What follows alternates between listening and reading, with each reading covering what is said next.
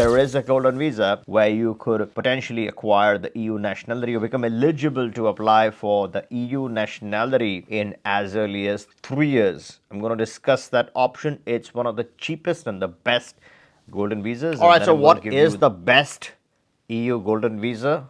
A lot of people have this question.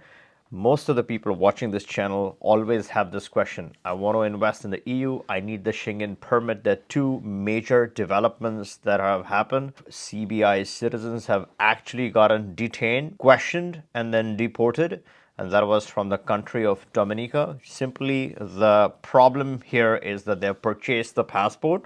Now, that works in Dominica. The CBI is legal, it's legit, but the nation of Norway didn't find that valid because they didn't have sufficient connection to their country of citizenship, the country from where they have the passport.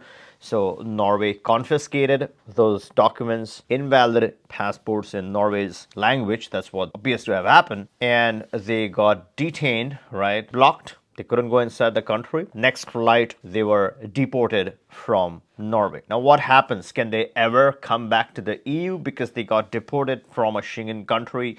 What is the reason for the deportation? That becomes very important. And separately, this was bizarre, extreme instances where the passports were actually confiscated, right? And there's some other examples where all of the Caribbean nations, their citizens were sent back. So those Caribbean passports aren't working, at least in one Schengen country. And once the ETA is rolled out, are they all going to copy Norway? Are they going to find out who is a CBI citizen, a pay for passport scheme candidate, and then accordingly prosecute individual cases when they try to travel? We don't know the answer to that question. That is something we would know. And if you are subscribed to the channel, I promise you, you're going to be notified. So make sure you turn on that subscription. The second problem is that there's a change, a major change in Portugal. The nationality law is now final. There was confusion. It got scrapped once the president sent it back. Second time, it was directly sent to the constitutional review where they struck it down. Finally, that law has passed now, and it's not a good one because they have accepted most of the terms and conditions.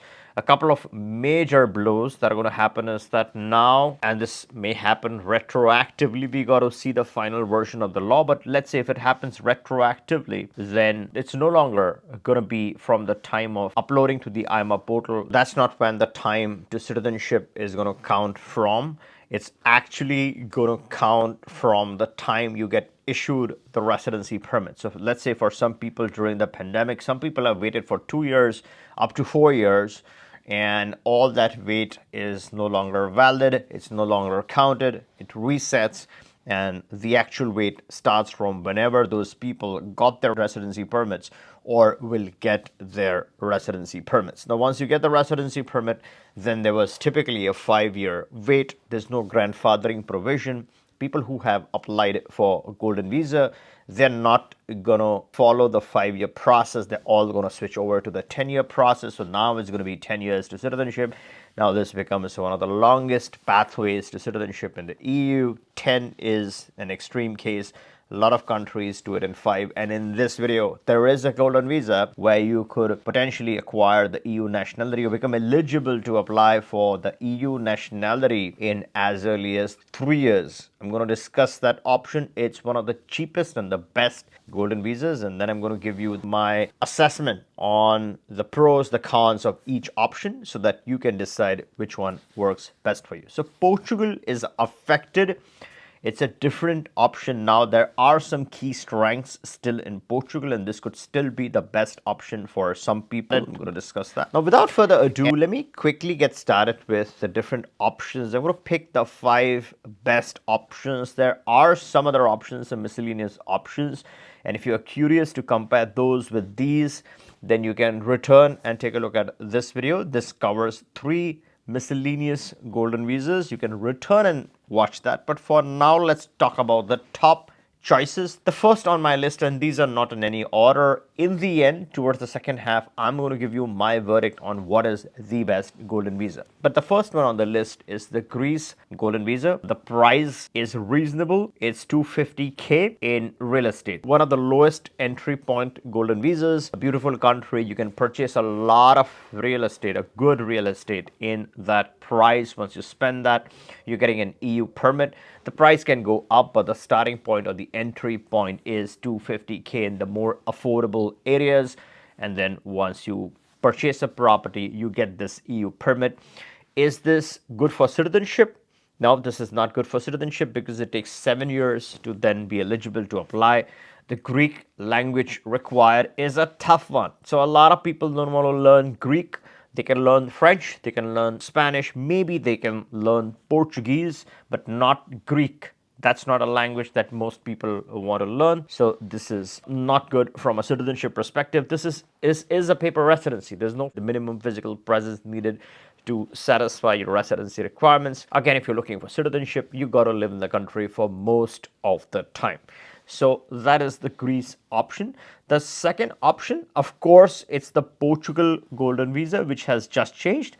The entry point is also 250K, but here you're donating. In Greece, you're purchasing a property. In Portugal, you're donating this amount. You could still get away with 200K of donation in certain projects, but again, not all qualify.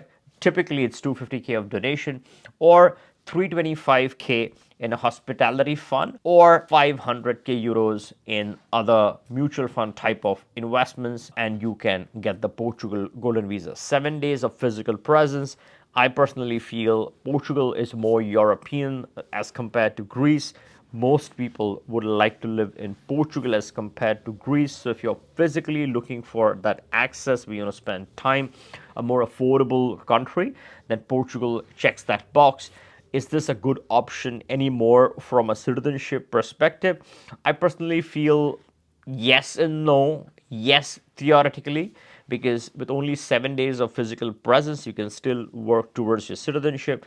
Practically, most people would not use this for citizenship purposes because, as I said, you only get this, your time to citizenship starts once you get the residency, which could be several years, and then, or let's say at least a year or year and a half in the best case scenario.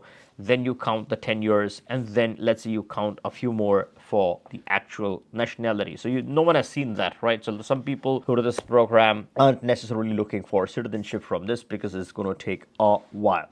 So Portugal is on number 2. What is the advantage? Paper residency, a nice country, an affordable country. So those are the advantages. Third one on the list is the Latvia Golden Visa. I love this, and this is the number one choice if price is important to you, not if the citizenship is important, right? So a lot of people don't care about the nationality. They don't want to spend too much on Portugal. They want to spend the minimum amount of money in the EU. So Latvia clocks in at 60K. 50K is your amount. You'll get this back. You invested in an existing company or your own company. Ideally, the best option is to invest in an existing company. You get that 50K back, and then the state fee is 10K. So you don't get that back. That's your loss. And then every year you keep renewing the Latvia Golden Visa. The biggest strength is that this is a paper residency. The biggest weakness is that you got to enter every year at least one day to renew this permit. So is this a good option for citizenship? The short answer is no, because it'll take 10 years. So that's one of the drawbacks. Second is you still got to learn the Latvian language, not the best or the easiest languages to learn. No one wants to invest in learning a language which only works in one country. So that's the second hurdle. And visiting the country once every year for 10 years, 10 trips is not going to cut the deal. Of course, they want you to stay there, build substantial ties. So unlike Portugal, Latvia isn't going to work as an option for citizenship, not even theoretically. Practically, I think most people wouldn't look at this option as a citizenship play. If I had to pick the cheapest golden visa in the EU, then this is the winner. This is hands down, this wins. Now we specialize in every single residency that I'm talking about, including Latvia. We have a dedicated team that structures this legally and correctly and at the cheapest possible price tag, you have your entry into the EU. Let's say you have a few business partners, no issue. You can look at the cheapest option. So you have your Schengen permit secured. You have an entry into the country. With what's happening with the Caribbean passports, let's say you don't want to use an invalid. Now yes, you can use the Caribbean passport in that country. So let's say they've sold you the passport, you purchased that citizenship. Yes, it's legal and 100% valid in that nation. But let's say you're traveling to the EU and they drastically tighten the screws, and if this is invalid, if you're going to get arrested, or if you feel that it could get you arrested in the EU, then you would not want to expose that, and you would want to attach the Latvia, the cheapest option, tag this to your home country passport, and that way you can secure your travel within the Schengen area at the lowest possible price point. The next on the list is the Italian Golden Visa, and this is at 250k euros in an innovative startup. That's the cheapest price point. Most people aren't going to use that as an entry point. The second option might be still feasible, doable, and that is 500k euros in an Italian company. Now, people who absolutely are fixated on Italy, maybe they have special interest in that country or relatives over there, already existing investments, then it of course makes sense for them. For most people, the other options would make a lot more sense. And 500k in an Italian company, if you're looking to purchase government bonds, there is that option also. But under that option, you're looking at a $2 million euros of investment into the country. Most people aren't going to put that much money. The fifth option, and this is my favorite option out of all these golden visas, if citizenship is important to you, and this is the Cyprus Golden Visa. And the price tag is pretty interesting. It's 300k euros in a real estate. So it could be residential, it could be commercial, it's your property. So you decide what you want to buy, and then you park in 300k euros. You can rent it, you can personally use this for your physical stay.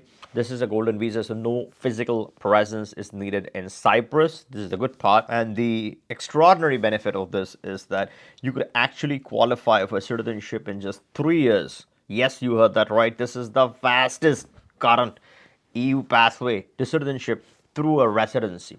Now, of course, you got to have more physical presence. You shouldn't just look at the minimum required. Of course, you want to go overboard to satisfy this requirement for citizenship. In addition to, obviously, the connection to the country, the couple of other things that you need in order to qualify under the 3-year fast track. You should have a higher degree. So let's say you have a master's degree, then of course you need that. The language proficiency is expected slightly higher in this situation to qualify. If your language ability is slightly lower, then you could qualify under the 4-year pass.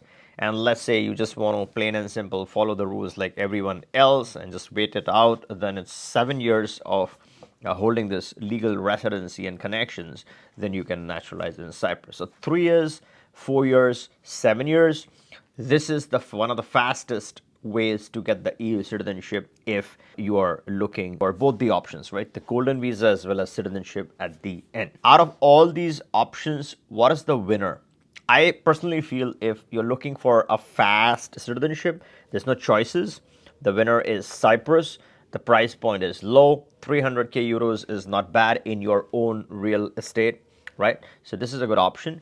If you're looking for a decent, affordable residency, citizenship, it'll happen when it has to happen. You don't want to have sufficient ties, 7 days of physical presence per year, and you want to use that for citizenship, and the citizenship could be a slow process, then theoretically, Portugal would make sense. Practically, you got to analyze when are you going to get the citizenship? What is the significance of the citizenship at that point? Is that what you're really looking for? All said, people still love Portugal, so that is the option if you're purely looking for residency. The winner for the cheapest is Latvia. So citizenship, Cyprus, cheapest, Latvia. A decent option where you can have access to a more affordable residency is Portugal. Unless you want to just buy a property and you like Greek lifestyle, then Greece Golden Visa would make sense. Now, before you go, let me know your thoughts in the comments below. Which Golden Visa would you go for and why? Give us your reasons. And if you like this video, give me a thumbs up and catch you in the next one.